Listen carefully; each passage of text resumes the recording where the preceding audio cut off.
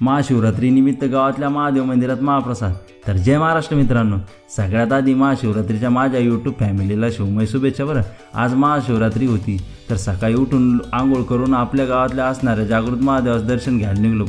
गल्लीत पाहा म्हणलं कोणी सोबत भेटतं का, पण कोणीच दिसलं नाही.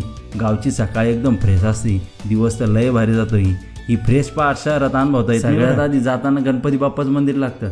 याच मंदिरात विठ्ठल रुक्माई पण आहे. दर्शन घेऊन निघलो बा भोलेनाथाकडं. मंदिराचा व्ह्यू तर लय भारी दिसत होता. मग काय एक फोटो घेतला, नंदी महाराजाचं आणि पायरीत दर्शन घेतलं आणि ओम नमः शिवाय म्हणत पुढे जात होतो. बाहेर तर कमी गर्दी दिसली, पण आत लय गर्दी होती. आपला नंबर काही लवकर लागला नाही. आपल्या गावचे भटजी सुनील मामा अभिषेक करत होते. तेवढ्यातच आरती चालू झाली. आरतीच्या अगोदर महादेव स्तोत्र चालू झाले होते. आरती झाली आणि लाईनमध्ये उभं राहिलो.